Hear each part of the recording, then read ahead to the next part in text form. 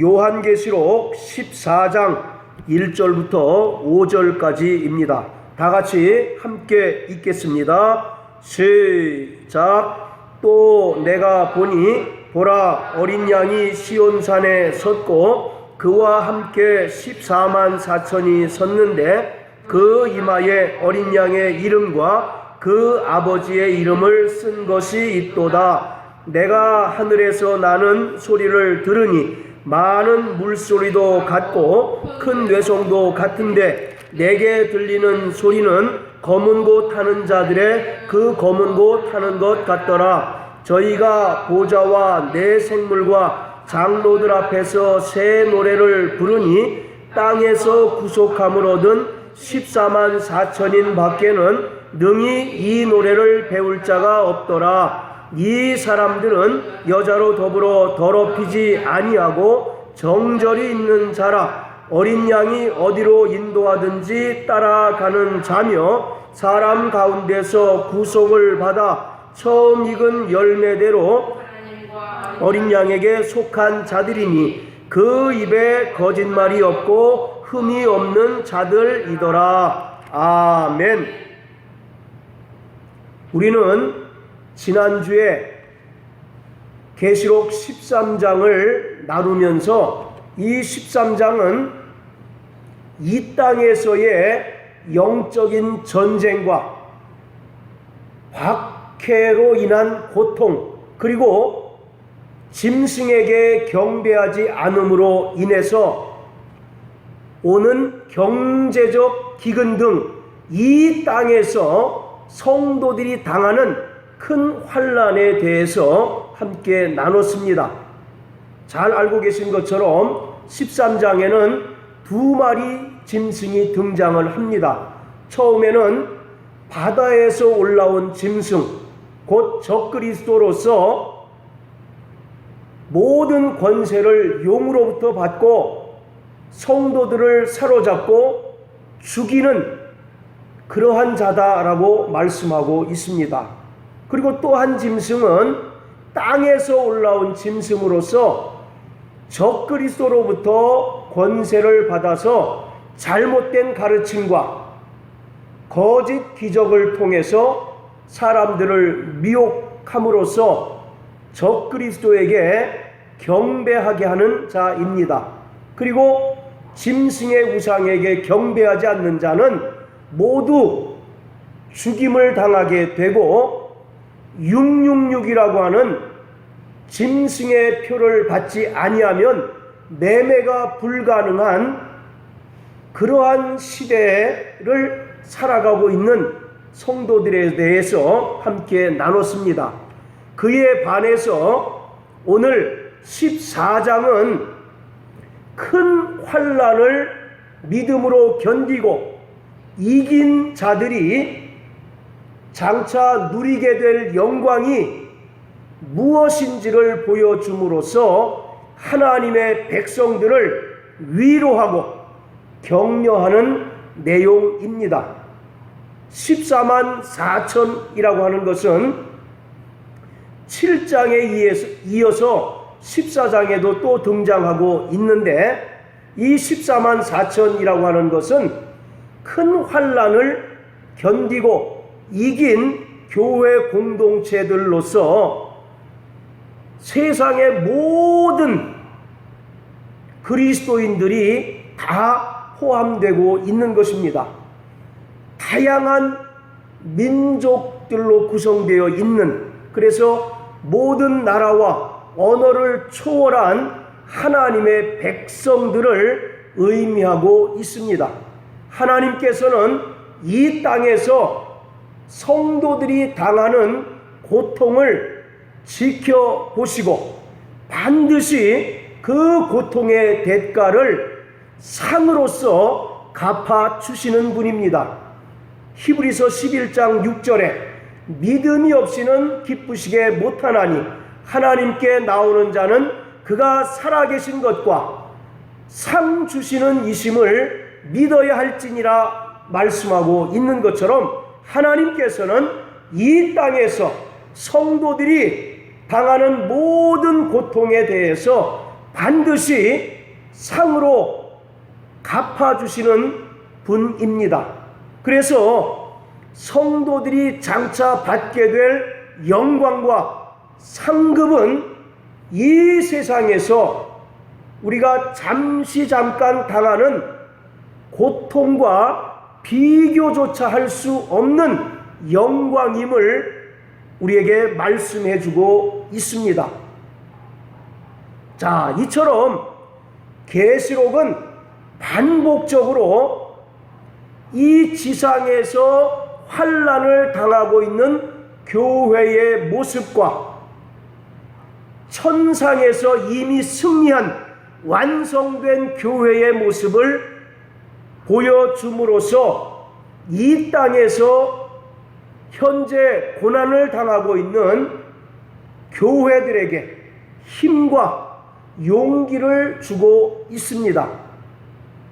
그래서 이 14장은 천상에 완성된 교회의 모습을 우리에게 보여주고 있는 것입니다. 계시록 당시에 소아시아에 있는 7교회를 중심으로 모든 교회들이 핍박을 당하고 있는 모습을 우리에게 보여주고, 또 한편으로는 천상에 이미 승리하고 완성된 교회의 모습을 보여줌으로써 우리가 잠시 동안 참고 인내하고 견디면 저 영광의 나라에 넉넉히 들어갈 수 있다라고 하는 그 소망과 힘을 우리에게 주시고 있는 것입니다. 오늘 본문에서 이 14만 4천이 관건인데, 이 14만 4천이 세 가지 특성을 가지고 있습니다. 첫 번째는 영적인 전쟁과 수많은 핍박 가운데에도 불구하고 끝까지 믿음으로 승리한 공동체다라고 하는 것입니다. 자, 1절에 보시면 그 이마에 어린 양의 이름과 그 아버지의 이름을 쓴 것이 있도다라고 말씀하고 계셔요. 자, 우리 계시록 3장 12절을 다 같이 한번 보시겠습니다. 계시록 3장 12절 다 같이 읽습니다. 시작. 이기는 자는 내 하나님 성전의 기둥이 되게 하리니 그가 결코 다시 나가지 아니하리라. 내가 하나님의 이름과 하나님의 성 곧 하늘에서 내 하나님께로부터 내려오는 새 예루살렘의 이름과 나의 새 이름을 그의 위에 기록하리라. 아멘. 자, 이와 같이 주님께서 빌라델피아 교회에게 말씀하시기를, 끝까지 너희가 믿음으로 이기게 되면 새 예루살렘의 이름과 나의 새 이름을 너희에게 주리라 라고 이와 같이 약속하고 계십니다. 자, 그 말씀처럼 14장 1절에 14만 4천이 섰는데 그 이마에 어린 양의 이름과 그 아버지의 이름을 쓴 것이 있다라고 하는 말은 그들이 이미 영적인 전쟁과 악한 세력들로부터 오는 수많은 거센 도전들을 이미 물리치고 승리한 공동체임을 우리에게 알려주고 있는 것입니다. 자, 그리고 두 번째 14만 4천의 특징은 그들이 그리스도의 신부라고 하는 것입니다. 자, 우리 14장 4절 다시 한번 읽습니다. 자, 시작. 이 사람들은 여자로 더불어 더럽히지 아니하고 정절이 있는 자라. 어린 양이 어디로 인도하든지 따라가는 자며 처음 익은 열매로 하나님과 어린 양에게 속한 자들이니. 자, 거기에 보시면 여자로 더불어 더럽히지 아니하고 정절이 있다라고 하는 말은 신부가 신랑을 오매불망 기다리면서 자신의 어떤 성적인 순결을 지키는 모습을 나타내고 있는 거예요. 그러니까 우리 모든 성도들은 그리스도의 신부들로서 장차 다시 오실, 영광 중에 다시 오실 신랑을 맞이함에 있어서 세상과 타협하거나 또는 세상과 영적인 간음을 행하는 것이 아니라 끝까지 믿음의 순결과 정절을 지키는 그리스도의 신부다라고 이와 같이 말씀하고 있습니다. 자, 또 우리 히브리서 13장을 다 같이 한번 보시겠습니다. 히브리서 13장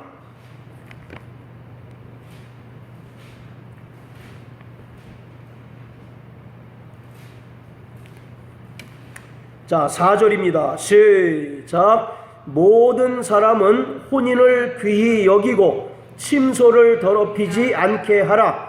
음행하는 자들과 간음하는 자들을 하나님이 심판하시리라.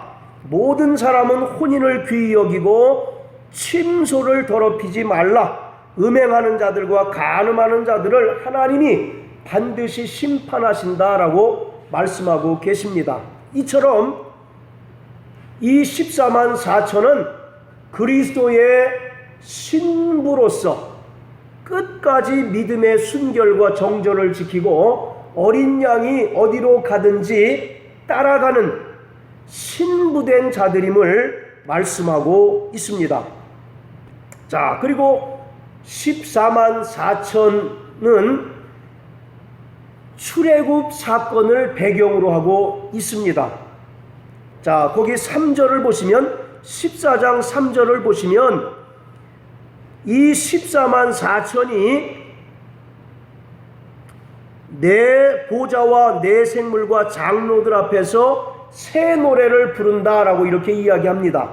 그리고 그 새 노래는 14만 4천인 밖에는 능히 배울 자가 없다라고 이렇게 이야기하고 있는데, 자, 이 14만 4천이 보좌와 내 생물과 장로들 앞에서 새 노래를 부르는 것은 마치 구약의 이스라엘 백성들이 홍해를 건너고 출애굽한 후에 하나님께 노래로 찬양하는 그러한 모습을 연상하고 있습니다.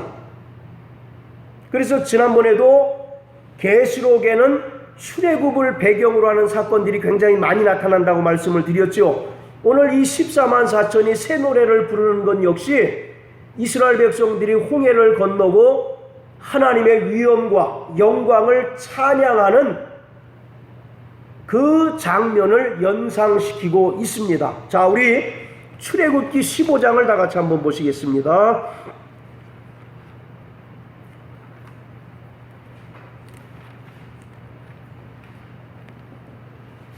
자, 출애굽기 15장 1절부터 3절까지만 다 같이 읽습니다. 시작. 이때에 모세와 이스라엘 자손이 이 노래로 여호와께 노래하니 일러스되 내가 여호와를 찬송하리니 그는 높고 영화로우시며 말과 그 탄 자를 바다에 던지셨음이로다. 여호와는 나의 힘이요 노래시며 나의 구원이시로다. 그는 나의 하나님이시니 내가 그를 찬송할 것이요 내 아비의 하나님이시니 내가 그를 높이리로다. 여호와는 용사시니 여호와는 그의 이름이시로다. 할렐루야. 자, 이와 같이 새 노래라고 하는 것은 그들이 하나님께로부터 받은 그 구원의 감격을 노래하는 것이 바로 새 노래입니다.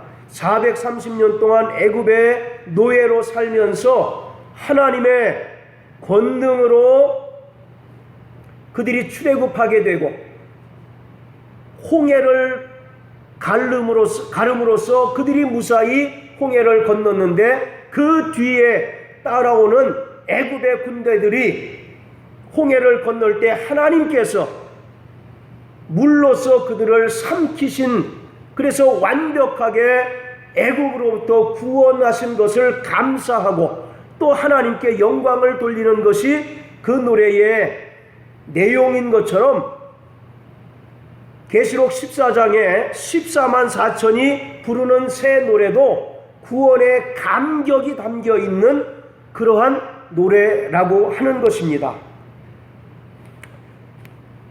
자, 이 14만 4천이라고 하는 숫자는 구약과 신약 시대에 걸쳐서 구원받은 모든 교회와 성도들을 상징하고 있습니다.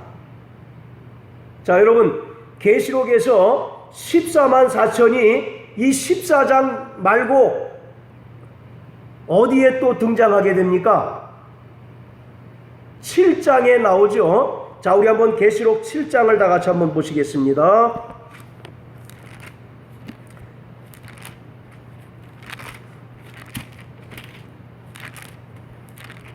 자, 계시록 7장에 보면 1절부터 8절까지는 성령의 인맞은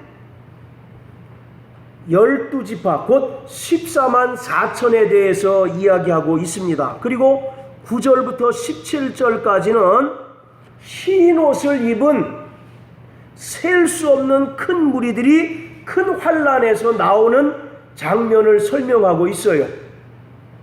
자, 지난번에 7장을 설명을 드리면서도 말씀을 드렸지만 이 인맞은 14만 4천과 뒤에 나오는 흰 옷 입은 셀 수 없는 큰 무리는 동일한 존재입니다.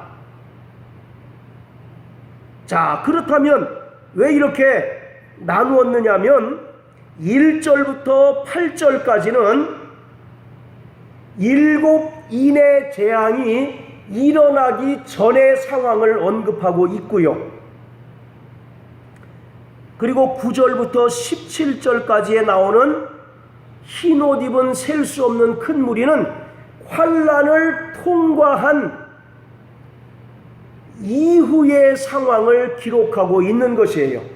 자, 6장 17절을 한번 다 같이 읽겠습니다. 자, 6장 17절 시작. 그들의 진노의 큰 날이 이르렀으니 누가 능히 서리요 하더라. 예, 자, 6장에서 진노의 큰 날이 이르렀는데 누가 능히 그 환란을 견디겠느냐라고 이와 같이 끝나는데, 그 환란을 견딜 수 있는 자들이 누구냐면 성령의 인맞은 자들만 큰 환란을 견디고 능히 믿음으로 승리할 수 있다라고 하는 내용이 7장의 내용입니다. 그러면서 1절부터 8절까지 인맞은 14만 4천이 등장하는데, 이것은 성령의 인맞은 자들, 환난 전에 성령의 인맞은 자들을 언급하고 있는 것이고, 그리고 9절부터 17절까지는 이와 같이 성령의 인맞은 자들만이 큰 환난을 견디고 최종적으로 승리할 수 있다라고 하는 내용을 설명하고 있는 거예요. 자, 그러니까 결국은 이 14만 4천이라고 하는 것은 이 땅에 남아있는 이스라엘, 혈통적 이스라엘 12지파의 14만 4천이 아니라 구약과 신약에 걸쳐서 구원받은 모든 교회와 성도들을 가리키고 있는 것입니다. 14만 4천이라고 하는 숫자는 12 곱하기 12 곱하기 1000이에요. 그렇죠? 12 곱하기 12 곱하기 1000이라고 하는 것은 구약의 12지파, 신약의 12사도로 상징되는 어린 양의 피로 구원받은 교회 공동체를 가리키고 있습니다. 그런데 뒤에 나온 1000이라고 하는 숫자는 이 교회의 성격을 규정하고 있는데, 교회가 이 땅에 존재하는 동안에는 전투하는 교회라고 하는 것입니다. 자, 우리 김 집사님, 민수기 31장 4절 찾아서 읽어주세요. 나머지 분들은 잘 들으시길 바랍니다. 민수기 31장 4절. 이스라엘 모든 지파에 대하여 각 지파에서 1,000인씩을 싸움에 보낼지니라. 아멘. 예, 구약의 이스라엘 백성들이 광야에서 군대를 편제했을 때 1000명씩으로 조직해서 1000명 단위로 군대를 편제를 합니다. 그래서 12라고 하는 것은 12지파, 또 뒤에 12는 12사도, 그리고 곱하기 1000 할 때 그 1000이라고 하는 것은 군대 조직을 이야기합니다. 그러니까 구약과 신약을 막론하고 어린 양의 피로 구원받은 교회 공동체. 그런데 그 교회 공동체의 특징이 뭐라고요? 이 땅에서는 전투하는 교회다라고 말씀하고 있는 거예요. 자, 또 계시록 21장을 다 같이 한번 보시겠습니다. 계시록 21장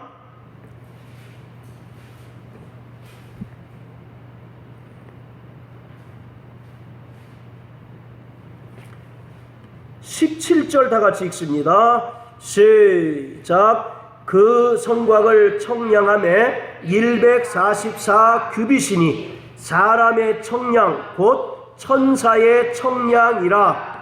예, 21장은 새 예루살렘 성의 모습을 우리에게 알려주고 있는데, 이 새 예루살렘, 거룩한 새 예루살렘 성은 교회를 상징하고 있는 겁니다. 그런데 그 새 예루살렘 성의 높이가 얼마입니까?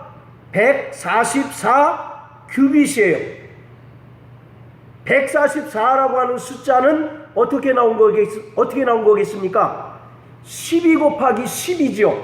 그래서 구약의 12지파와 신약의 12사도, 그 앞에 보면 예루살렘 성에 12문이 있는데 그 문에 12지파의 이름들이 있고, 그 돌 위에 12사도의 이름이 있다라고 이렇게 이야기하고 있어요. 그래서 거룩한 성 새 예루살렘은 교회를 뜻하는데 그 높이가 얼마라고요? 144 규빗. 그래서 결국 12 곱하기 10이라고 하는 것은 교회를 나타내는 숫자다라고 하는 것입니다. 자, 이해되셨으면 아멘 하세요.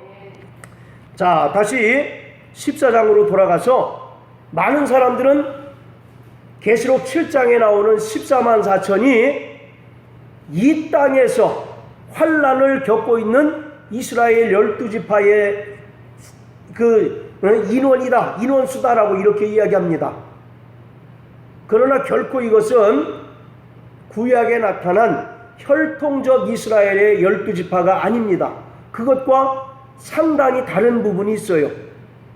첫 번째는 단지파가 빠집니다.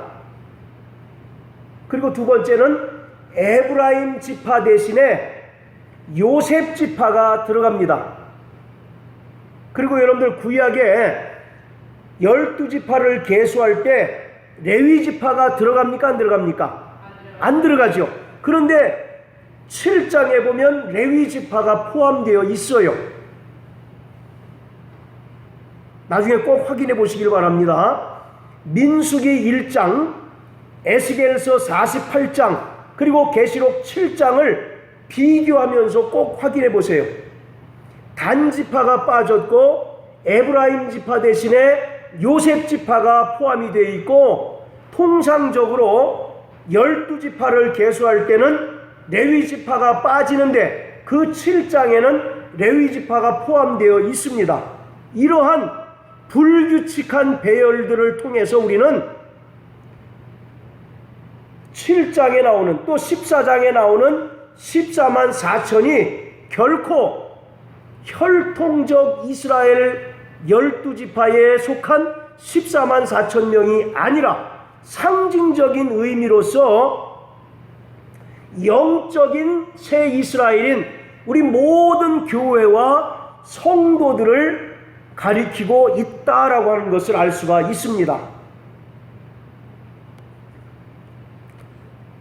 자, 14장 1절에 보면, 또 내가 보니 보라 어린 양이 시온산에 섰고 그와 함께 14만 4천이 섰는데 그 이마에 어린 양의 이름과 그 아버지의 이름을 쓴 것이 있도다. 시온산이라고 하는 것은 예수 그리스도가 이 땅에 다시 오셔서 대적들을 물리치시고 악한 세력들을 심판하시는 심판의 장소입니다. 동시에 종말론적으로는 하나님의 나라를 상징하고 있습니다. 자, 우리 몇 구절 찾아보실 텐데요. 구약성경 미가서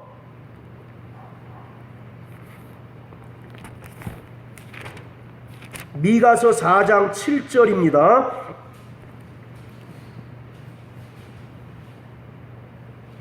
자, 미가서 4장 7절 시작. 그 저는 자로 남은 백성이 되게 하며 멀리 쫓겨났던 자로 강한 나라가 되게 하고 나 여호와가 시온산에서 이제부터 영원까지 그들을 치리하리라 하셨나니. 예, 바로 시온산이라고 하는 것은 하나님께서 영원토록 다스리시고 통치하시는 그러한 장소를 가리키고 있습니다. 자, 또 이사야서 59장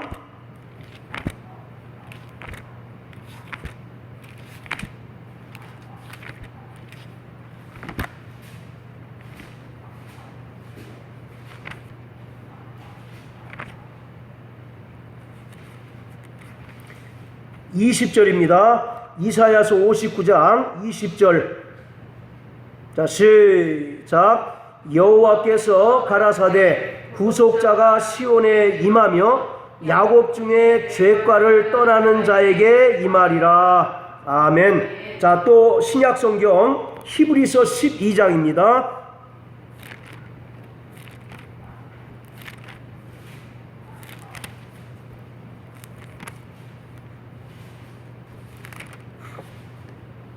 자, 히브리서 12장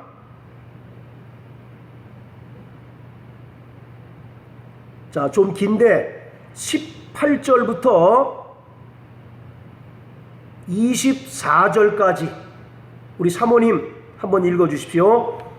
히브리서 12장 18절부터 24절까지입니다. 너희 이곳은 만들 만한 불붙은 산과 폭음과 흑암과 폭풍과 나팔 소리와 말하는 소리가 아니라 그 소리를 듣는 자는 더 말씀하지 아니하시기를 구하였으니 이는 7층이라도 산에 이르거든 돌로 침을 당하리라 하신 명을 저희가 견디지 못함이라. 그 고인은 다 이르듯이 무섭기도 모세도 이르되 내가 심히 두렵고 떨린다 하였으나 그러나 너희가 이른 곳은 시온산과 살아계신 하나님의 도성인 하늘의 예루살렘과 천만 천사와 하늘에 기록한 장자들의 총회와 교회와 만민의 심판자이신 하나님과 및 온전케 된 의인의 명들과 새 언약의 중보이신 예수와 및 아벨의 피보다 더 낫게 말하는 뿌리핀이라. 아멘. 됐습니다. 자, 우리 22절 한번 읽으세요. 다 같이 시작. 그러나 너희가 이른 곳은 시온산과 살아계신 하나님의 도성인 하늘의 새. 자, 됐습니다. 너희가 이른 곳은 시온산과 살아계신 하나님의 도성인 하늘의 예루살렘과 천만 천사와. 그러니까 계시록 11장에 나오는 시온산이라고 하는 것은 이 땅에 속한 산을 얘기합니까? 아니면 하늘에 있는 하나님의 나라를 얘기하는 것이겠습니까? 그렇죠. 그 22절 자세히 보세요. 너희가 이른 곳은 시온산과 살아계신 하나님의 도성인 하늘의 예루살렘과 천만 천사와, 또 23절에 보면 하늘에 기록한 장자들의 총회와 교회와 만민의 심판자이신 하나님과 및 온전케 된 의인들의 영광. 그러니까 14장 1절에 나오는 시온산이라고 하는 것은 저 이스라엘 예루살렘에 있는 시온산이 아니라 하늘에 완성된 하나님의 나라를 말씀하고 있는 거예요. 그러니까 계시록 14장의 배경은 지상에 있는 어떤 장소를 말하는 것이 아니라 천상에 완성된 하나님의 나라, 그리고 그곳에서 구원함을 받은 14만 4천이 하나님 앞에서 새 노래로 영광을 돌리는 그러한 모습을 사도 요한이 보고 있는 것입니다. 자, 다시 계시록 14장으로 돌아가서요.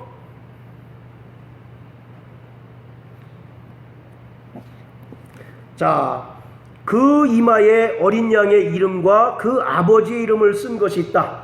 이것은 아까도 말씀드린 것처럼 계시록 3장 12절의 말씀처럼 이미 그들이 승리한 것을 의미하고 있는 것입니다. 계시록 3장 12절에 보면 주님께서 사도 요한을 통해서 버가모 교회에게 말씀하시기를 이기는 자에게는 새 예루살렘의 이름과 또 다른 이름을 쓴 것을 주겠다라고 말씀한 것처럼 그 14만 4천의 이마에 어린 양의 이름과 그 아버지의 이름이 있다는 얘기는 이미 승리한 그러한 성도들을 가리키고 있는 것입니다. 자, 13장에서 보면 여러분들 그 짐승의 표를 어디에 받는다고 그랬습니까? 이마와 오른손에 받는다라고 말씀드렸죠. 바로 어린 양의 이름도 그 이마에 기록되어 있다라고 말씀하고 계셔요. 지난주에도 말씀드렸던 것처럼 이마와 오른손에 표를 받는다라는 얘기는 우리가 누구의 소유가 됐다는 얘기입니까? 하나님의 소유가 되었다라고 하는 거예요. 그래서 결코 하나님의 소유된 자들은 이 땅에서 많은 괴로움을 당하고 고난을 당하고 또 환난 가운데 있다 할지라도 하나님께서 저들을 지키시고 하나님께서 불꽃 같은 눈동자로 보호하시기 때문에 악한 자들이 그들의 영혼은 해할 수가 없고 그들은 최종적으로 승리할 수밖에 없다라고 하는 것을 우리에게 말씀해주고 있습니다. 자, 그리고 2절에 보면 내가 하늘에서 나는 소리를 들으니 많은 물소리도 같고 큰 뇌성도 같은데 내게 들리는 소리는 검은 곳 타는 자들의 그 검은 곳 타는 것 같더라. 자, 이 소리는 누구의 소리일까요? 14만 4천 명이 부르는 새 노래입니까? 아니면 또 다른 존재들이 부르는 노래입니까?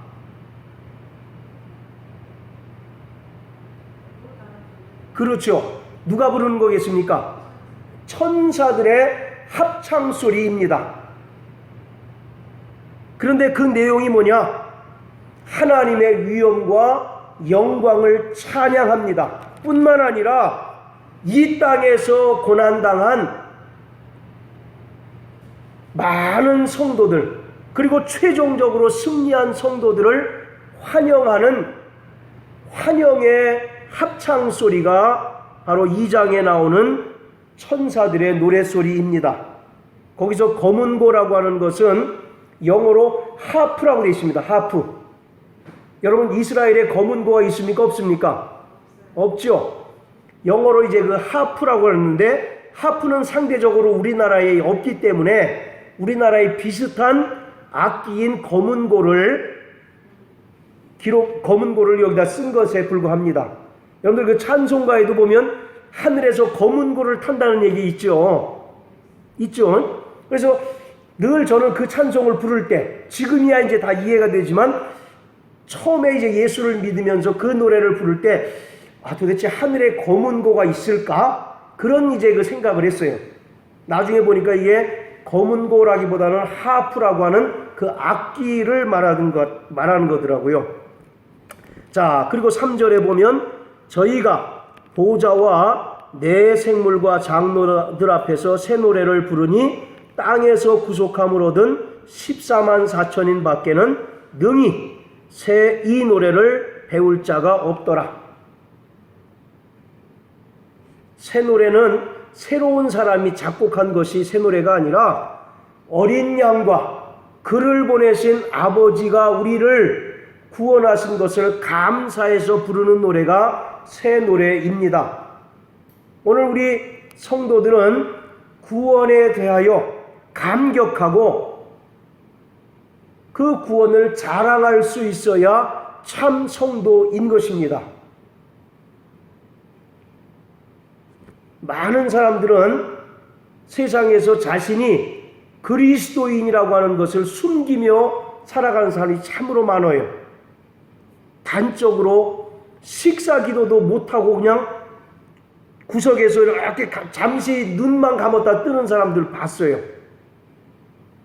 왜 그 식사 기도 제대로 안 하느냐고 그랬더니 좀 창피하고 멋쩍어서 그렇다라고 이렇게 이야기를 하더라고요. 여러분들 마태복음 12장에 보면 그런 얘기 있죠. 천사와 하나님 앞에서 내 이름 부르기를 부끄러워하면 마지막 때에 너의 이름 부르기를 부끄러워하겠다라고 하는 말씀이 있죠. 바로 그와 같이 오늘 우리가 받은 이 구원이 부끄러운 구원이 아니라 정말 우리는 늘 이 구원을 자랑할 수 있어야 진짜 성도라고 하는 것입니다. 바로 여기서 14만 4천이 새 노래를 불렀다라고 하는 것은 자신의 온 힘과 영을 다해서 하나님의 그 위엄과 하나님의 놀라운 구원을 담대하게 찬송하는 내용들이거든요. 그러니 그들에게 있어서 이 구원이라고 하는 것이 부끄럽거나 또는 다른 사람에게 자랑하기에 좀 멋쩍은 것이 아니라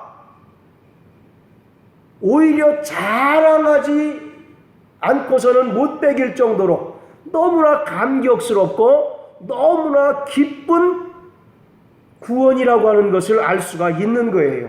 오늘 저와 여러분들에게도 그런 구원의 감격과 기쁨이 늘 충만하게 되시기를 주의 이름으로 축원합니다. 오늘 많은 사람들은 처음에 우리가 예수를 믿고 구원받았을 때 그때 얼마나 우리가 예배 때마다 눈에서 눈물이 흘러넘치고 우리 입에서 예수라고 하는 이름이 제발 좀 하지 마라고 이와 같이 만류함에도 불구하고 나오는 그런 경험들을 다 하셨잖아요. 그러나 시간이 지나면서 지금 현재의 우리의 모습은 어떻습니까? 내가 겨우 구원받은 이 믿음을 보존하기에 급급한 것이 우리의 현실 아니냐고요. 그러니 남에게 당신도 내가 만난 예수를 믿고 구원받으십시오. 그리고 영원한 천국에 들어가십시오라고 이와 같이 담대히 얘기하는 것은 꿈에도 못 꿀 정도로 오늘 그리스도인들이 자신이 받은 그 구원을 전하지 못하고 자랑하지 못하는 것이 바로 현실인 것입니다. 사도 바울은 뭐라고 얘기합니까? 오직 나의 자랑은 그리스도의 십자가밖에 없다라고 말씀하고 있잖아요. 그 말이 무슨 뜻입니까? 저 예배당 꼭대기에 달린 십자가를 자랑하라는 얘기입니까? 십자가에 달리셔서 피 흘리심으로써 우리를 구원하신 그 예수의 은혜와 사랑을 그가 자랑한다는 얘기 아니겠어요? 이와 같이 오늘 우리의 자랑은 그리스도 예수의 십자가밖에 없는 줄 믿으시기를 바랍니다. 그가 우리를 영원한 불구덩이에서 건져주시고 우리를 영원한 하나님의 나라로 인도해 주셨건만 그 사랑이 우리 안에서 식을 대로 식어버렸고 그 사랑을 전하지 못해서 안달나던 그 모습에서 언제부터인가 우리가 점잔만 빼는 그런 모습으로 전락해버린 것이 우리의 현실 아니냐고요. 여러분들 다윗이 법궤를 들고 예루살렘 성에 들어올 때 모습을 상상해 보세요. 왕이 채통을 버리고 정말 하나님께 찬양했더니 그 부인이 그를 업수히 여기지 않습니까? 그럼에도 불구하고 그가 오히려 정말 하나님을 더 찬양하고 기뻐했던 것처럼 우리가 받은 이 구원이 뭔가 부족한 구원입니까? 아니면 뭔가 시간이 흐름에 따라서 그 구원의 감격이 상쇄되고 없어지는 그런 구원이냐고요.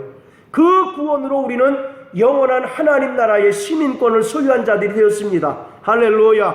그러므로 우리는 늘 자신이 받은 이 구원을 자랑하는 자 되시길 주의 이름으로 축원합니다. 그리고 우리 안에 이 구원의 기쁨과 감격이 늘 충만하게 용솟음 짓는 우리 모든 성도 되시기를 주의 이름으로 축원합니다. 여러분들 우리 신앙생활할 때 기쁨이 없잖아요. 왜 기쁨이 없습니까? 우리가 많이 노련해졌어요. 그렇잖아요. 성경을 찾는 것도 그렇고 읽는 것도 그렇고 기도하는 것도 찬양하는 것도 우리가 처음 믿을 때보다 얼마나 세련됐습니까? 그런데 처음 우리가 예수를 믿었을 때의 그 기쁨이 여전히 여러분들 속에 남아 있습니까? 그 활화산같이 타오르던 그 구원의 감격과 기쁨이 휴화산은 고사하고 이미 식어버릴 대로 식어버리고 이미 꺼져버릴 대로 꺼져버린 그런 상태 아니냐고요. 오늘 이 말씀을 통해서 구원의 감격을 회복하시게 되기를 주의 이름으로 축원합니다. 우리에게 기쁨이 없다는 것은 내내 구원의 감격이 그만큼 사라졌다는 얘기예요. 내가 정말 죄로 인하여 죽었던 나를 살려주신 그 구원의 기쁨이 어느 틈엔가 우리 안에서 냉랭해지고 식어질 대로 식어져 버렸다는 것입니다. 오늘 이 말씀을 통해서 구원의 감격을 회복하시는 우리 모든 성도 되시기를 주의 이름으로 축원합니다. 자, 그리고 4절에 보면 이 사람들은 여자로 더불어 더럽히지 아니하고 정절이 있는 자라 어린 양이 어디로 인도하든지 따라가는 자며 사람 가운데서 구속을 받아 처음 익은 열매로 하나님과 어린 양에게 속한 자들이다.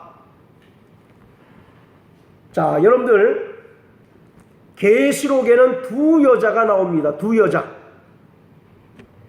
12장에 여자가 나오죠. 아이를 낳은 여자가, 그리고 또 용에게 쫓겨서 광야로 도망가는 그 여자가 나오죠. 그 여자는 교회 공동체라고 이렇게 말씀을 드렸습니다. 자, 그렇다면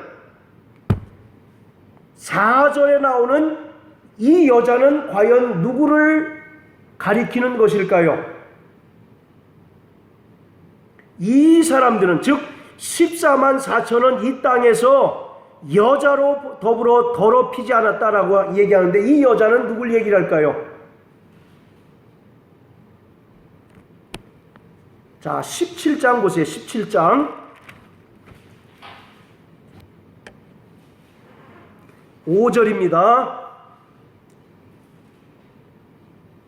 자, 시작. 그 이마에 이름이 기록되었으니 비밀이라 큰 바벨론이라 땅의 음녀들과 가증한 것들의 엄이라 하였더라. 자, 다시 한번 읽습니다. 시작. 그 이마에 이름이 기록되었으니 비밀이라 큰 바벨론이라 땅의 음녀들과 가증한 것들의 엄이라 하였더라. 그러니까 한마디로 얘기해서 바벨론이고 이 땅의 모든 것의 엄이라고 이렇게 이야기하고 있는데 결국 세상을 이야기합니다. 세상의 모든 권세와 부를 자랑하는 것을 이야기하고 있어요.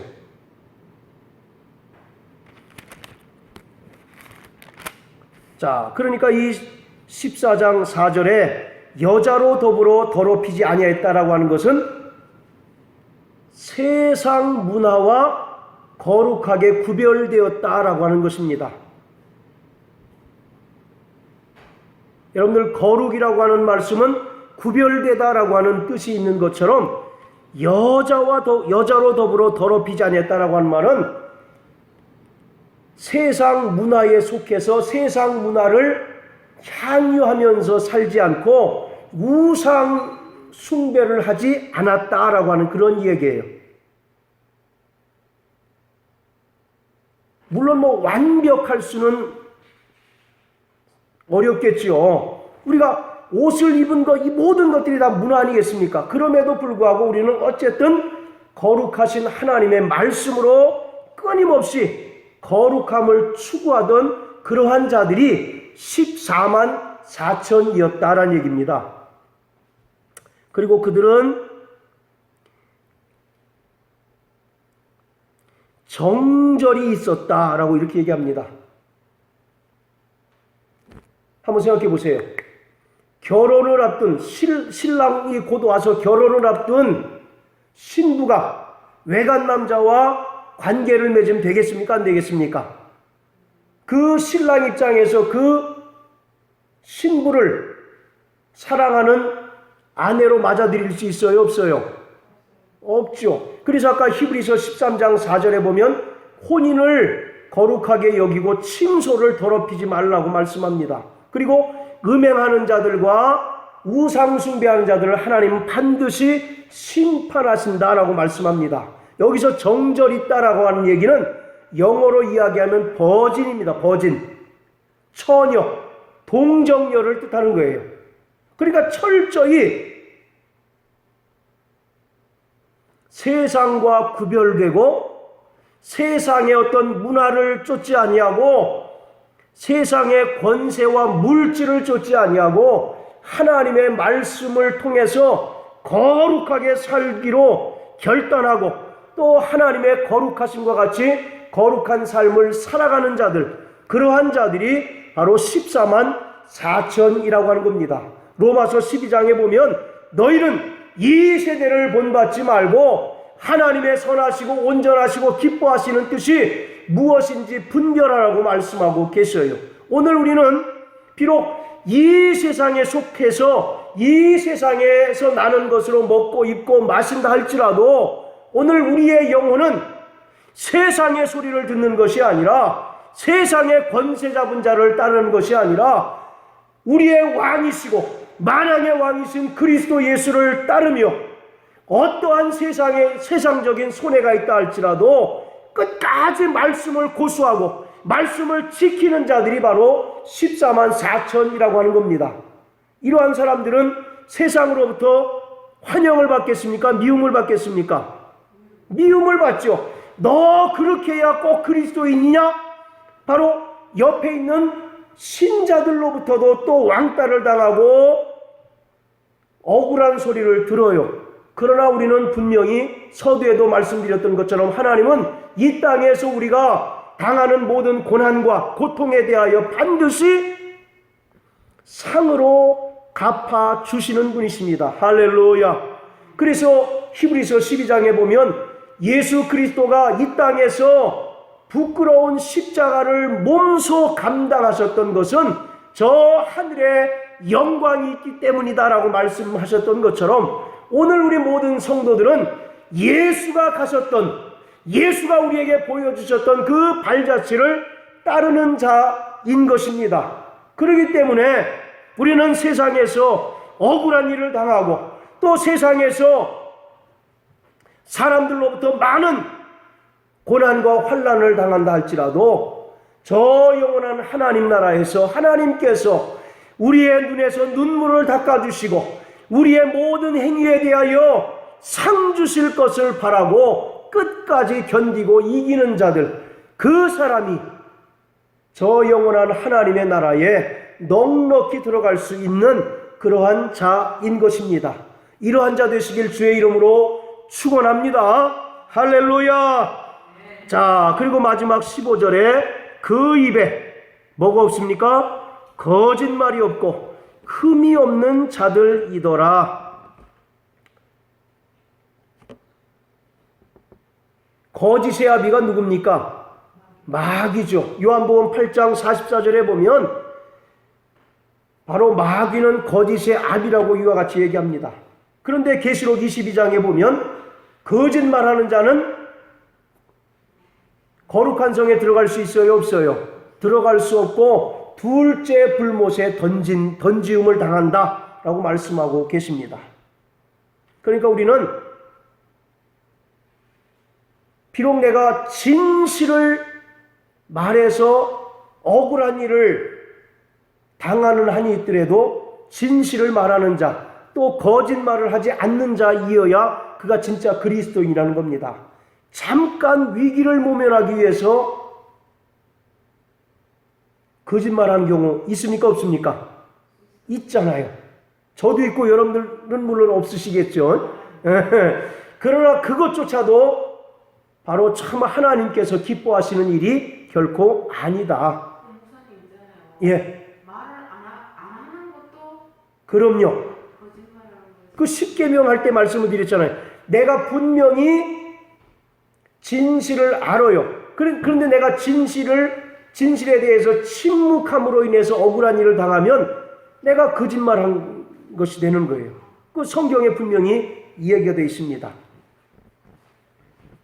자, 그리고 흠이 없는 자들이다. 여기서 이 흠이 없다라고 하는 말은 그 삶 자체가 바로 헌신된 삶을 사는 자들을 이야기합니다. 여기서 흠이 없다라고 하는 말은 여러분들 그 구약에 많은 그 제사가 나오죠.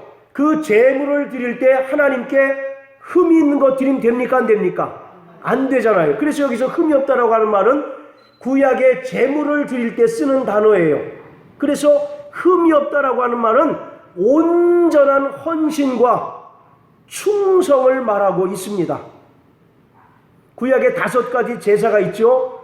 번제, 소제, 그 다음에 화목제, 속죄제, 속건제 5가지 죄가 있죠. 그 중에서 바로 번제가 온전한 헌신을 상징하는 거거든요. 그러니까 자기의 몸을 태워서 하나님께 향기로운 향연을 드리는 것이 바로 번제인데 그것이 바로 흠이 없는 자라고 하는 뜻입니다. 그러한 삶을 예수 그리스도가 사셨어요. 마찬가지로 하나님께서는 우리에게도 그러한 삶을 요구하고 계십니다. 세상에서 자기의 어떤 정욕대로 살지 아니하고 자기의 어떤 육체의 소욕을 쫓아 살지 아니하고 하나님의 뜻대로 사는 삶, 그러한 삶이 바로 흠이 없는 삶이라고 성경은 말씀하고 계십니다. 자, 그러니 이 땅에서 그리스도인으로 사는 것이 쉽습니까? 어렵습니까? 너무너무 어려워요. 그렇잖아요. 여간 어려운 게 아닙니다. 그래서 중간에 중도에 포기하고 세상으로 돌아가는 사람들이 많습니다. 나중에 철로 역정이라고 하는 그 영화를 볼 텐데요. 주인공이 크리스찬이에요. 크리스찬.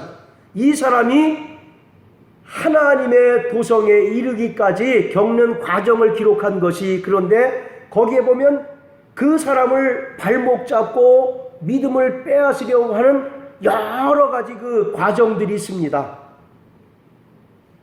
그리고 처음에 이 주인공과 동행했다가 중도에 포기한 사람들도 상당 부분 나와요.